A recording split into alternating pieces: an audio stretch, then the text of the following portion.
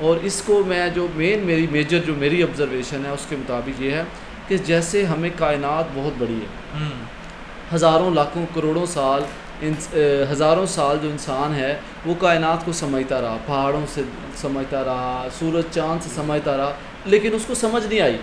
اور جب سمجھ آئی وہ کہاں سے آئی؟ جب اس نے ایٹم کی اسٹڈی کی، یعنی کہ کائنات کی سب سے چھوٹی اکائی کی جب اس نے اسٹڈی کی، مطالعہ کیا، اس کو کائنات کے بڑے بڑے راز اس کے اوپر کھل گئے.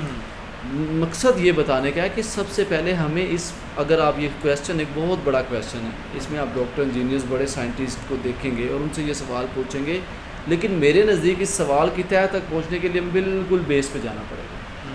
جب بچہ ایک بالکل را ہوتا ہے، یعنی کہ 3 سے 3.5 سال کا بچہ، وہ ایک را ہے، اس کو وہ ایک بے بنیاد ڈھانچہ ہے. جب اس کی آپ نے کنسٹرکشن کرنی ہے، اس کے دماغ کو سمجھنا، اس کے دماغ کے ساتھ کھیلنا، اس کے دماغ کی انڈرسٹینڈنگ کو اوپر کے لیول پہ لے کے جانا، اس کے سمجھ کے اس کو درست کرنا.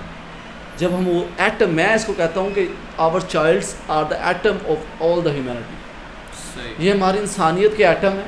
اور جب ہم ایٹم کے اسٹرکچر کو سمجھیں گے، پھر ہی ہم پہاڑ کے اسٹرکچر کو سمجھ سکیں گے، پھر ہی ہم آسمان کے اسٹرکچر کو سمجھ سکیں گے، پھر ہی ہم ان بلڈنگس کے اسٹرکچرس کو سمجھ سکیں گے. تو آپ سمجھ رہے ہوں گے میری بات کو. میرے کہنے کا مقصد ہے کہ سب سے پہلے ہمیں اپنے چھوٹے بچوں کی کریکٹر بلڈنگ کرنی چاہیے. اور اس میں ایک کویسچن یہ بھی ہے کہ اب جو آگے بڑھ چکے ہیں ان کا کیا کرنا چاہیے. ان کی بھی کریکٹر بلڈنگ کریں، لیکن ان کے قریب جا کے. بچوں کو دیکھیں، آج کل کے بچوں کو سٹوری ریڈنگ نہیں آتی ہے. آج کل کے بچے نے صلاح الدین ایوبی کو نہیں پڑھا ہو. آج کل کے بچے کو انٹرنیٹ ہے، ویکیپیڈیا میں وہ ہر چیز نکال سکتا ہے. ان چیزوں میں انٹرسٹ نہیں ہے. سر آپ نے انٹرسٹ ڈیولپ نہیں کیا. سر آپ کی پلے کلاس میں کبھی سٹوری ٹیلنگ کا میتھڈ کا کوئی لیکچر ہی نہیں ہوا. آپ 4 کتابیں، آپ کے پاس بچہ آتا ہے سر، آپ اس کو 4 کتابیں پکڑاتے ہیں، آپ اس کو کہتے ہیں پڑھی جاؤ، یہ رٹا مارو، یہ 1 سے لے کے 10 تک گنتی یاد کرو، اس میں تمہارا پیپر ہوگا. اس کا ذہن کسی اور طرف آپ نے پھیلایا ہی نہیں ہے. اچھا سر، ایک اور بات چھوٹی سی یہاں پہ ذکر کرنا چاہوں گا.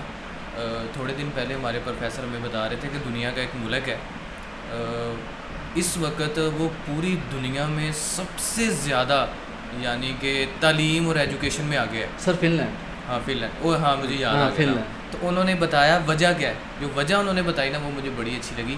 کہتے ہیں وہاں پر ایک بھی سبجیکٹ ایسا نہیں پڑھایا جاتا جس کا روزمرہ زندگی سے تعلق نہیں ہے. وہ سارے سبجیکٹ وہ پڑھائے جاتے ہیں جو روزمرہ کی روٹین میں ہم لا رہے ہیں. تو جب وہ سارے کے سارے سبجیکٹ ہماری روزمرہ روٹین میں ہوتے ہیں نا، ہم ان کا پریکٹیکل کر رہے ہوتے ہیں، تو وہ اس سے ایجوکیشن کے اوپر بڑا اثر پڑتا ہے. سر یہ آپ نے نا ایک بہت ہی اچھا نقطہ اٹھایا. نقطے تو ایسے ہیں کہ 1000 ہیں، نقطے تو 1000 ہیں. بحث اتنی ہو کہ آپ کا یوٹیوب چینل ہی ختم ہو جائے. ایسے ہی ہے ایسے ہی. لیکن میں آپ کو جو بات، آپ کی بات سے آگے بات بڑھاتا ہوں کہ ایک نا گیپ بن گیا ہوا ہے اسٹڈی میں کہ پریکٹیکل ایک اور چیز ہے اور جو ہم پڑھ رہے ہیں یہ ایک اور چیز. حالانکہ جو پڑھنے والی چیز ہے نا وہ ذرا بچوں کو خشک لگتی ہے. اگر اس کے اندر وہ ایک اسکیچ ہے، اس میں آپ نے رنگ ڈالنا ہے تو وہ پریکٹیکل ہے. سر جی سارے پریکٹیکل. آپ کی سائنس کیا ہے؟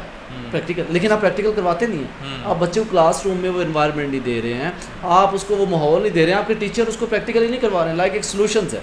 میں 6-7 میں ایک سولوشن ٹاپک ہے کہ سولوشن وہ سپر سولوشن ہے، سولوینٹ ہے، سولیوٹ ہے.